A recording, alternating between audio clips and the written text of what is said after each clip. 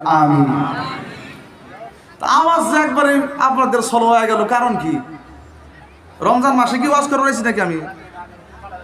এটা কি রমজান মাস না 25-26 দিন রোজা রেখে আজকে বলছেন রমজান মাসের দিনে আপনি ওয়াজ করে রয়েছেন? আমরা তো রোজা রাখতে রাখতে কলব সলব সব জাম ধরে গেছে।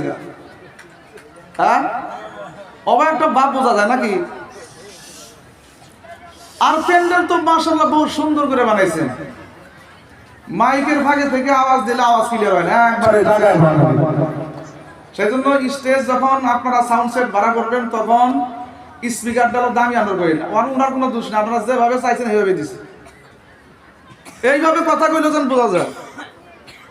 আমি যদি ফাঁকে থেকে কথা কই, চিল্লা গলা লাগবো, 10 মিনিটে গলা যাবো ভাঙ্গা। আপনারা কবেন এই সারাদিন মেহনত করে এক মাস আগে থেকে বক্তারে আমরা সিটিং করলাম, ফিটিং করলাম, এই ভাতা নিয়ে আইসাও, কথাই বোঝা যায় না।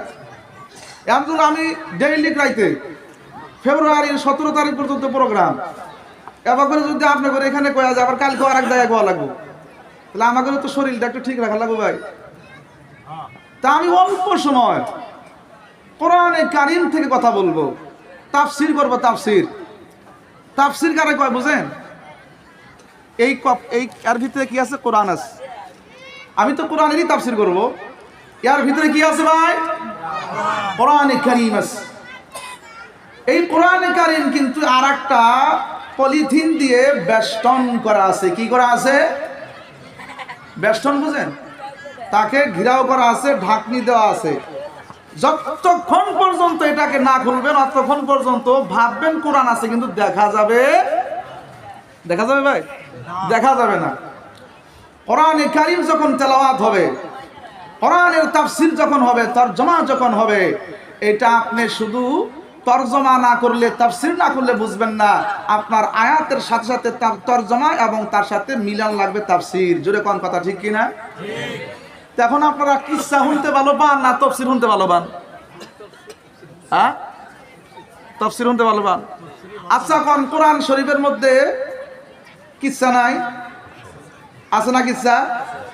সব চাইতে ভালো কিসসার নাম কারা গো? আর বন্ত কোরআন শরীফে কিসসা আছে একটা, হাজার হাজার কিসসা আছে কোরআনে। সেই কিসসাগুলো না আমার মতো, আমার থেকে ভালো ভালো হুজুর, আমি তো জানি না কিছু, আমি ওরকম ইলিম কালাম নাই, আমি ওরকম কালেমা শুদ্ধ করে কোহারি না। তারপরেও আপনাদের সামনে আইসি একমাত্র মা বাবার দোয়ায় এবং পীর বুজুর্গ আমার শিক্ষকের সম্মানিত আলোচনার মাধ্যম দিয়ে তাদের দোয়ার বরকতে আমি আপনাদের সামনে এসে হাজির হয়েছি। তাছাড়া আমার মতো ভাঙ্গাচোরা মানুষের এত সুন্দর চেয়ারে আজিমুস শান জলসায় তাফসীরুল কোরআন মাহফিলে আসার মতো আমার সুযোগ্য কোনো যোগ্যতা নাই। আমি আপনাদের সামনে হেও না, আমি কিছুই না ভাই। আমার চাইতে ভালো ভালো হুজুর আপনাদের অঞ্চলে আছে। এই তাফসীর কারে কয়, এটা আমি কথাটা বুঝাইতেছি।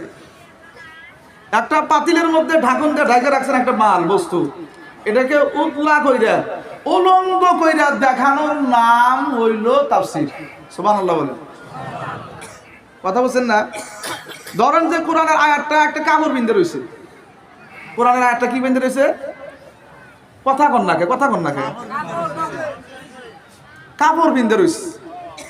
এই কাপড়টা কোরআন শরীফ থেকে খোলা লাগবে, অর্থাৎ তরজমা করা লাগবে। তরজমা দিয়ে বুঝে না আসলে এটার ব্যাখ্যা করা লাগবে। ব্যাখ্যা দিয়ে যখন বুঝে না আসবো, তখন রাসূলের সাহাবীর এবং যারা দুনিয়া থেকে উলামায়ে হক্কানি, মুহাক্কিকিনে কেরাম, মুফাসসিরিনে কেরাম, যারা যেই তাফসীর কইরা তারা আয়াতের নিরিখ দেখা গেছে, সেই নিরিখি রাস্তায় চললে গেলাই আপনি তাফসীর বুঝবেন। আলহামদুলিল্লাহ, আমরা তো এগুলো যাই না। খালি যারা কান্দান হারে, যারা কিচ্ছা করা হারে, যারা ম্যাজিক করা হারে, সেই বক্তা লাগে। এমনও ওয়াজের ময়দানে বক্তব্য দেনওয়ালা মুকাররিরানে হযরত বাড়াইছে, যিনি হাফিজও না, মাওলানাও না, মুফতি তো নাই, ওই এই বান্দা খালি সুর নালা সুর, খালি আমার ভাইয়েরা, আমার মা বোনেরা, সুর একটা শিখছে। আমার বন্ধুগণ ভালো করে শোনো, সুর শিখছে। ওই বক্তা হলো মুফতি সাহেবের আগে মুখ্য বক্তা। মুফতি সাহেব থাকবো, মুহাদ্দিস সাহেব থাকবো, ওরা বুখারী শরীফ পড়ায়, মুসলিম শরীফ পড়ায়, ওনাদের কোনো দাম নাই। এই চেয়ারের ভিতরে যিনি সুর আছে তাই হলো মুখ্য বক্তা।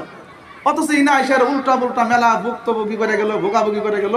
এটা আমরা তো বুঝলেনই না। আলিম ওলামার খালি শরীর খাইছে যে আজকে এনে করলে তো এই উন্নতি করবে, যত নষ্ট হয়ে যাবো। কথা ঠিক না?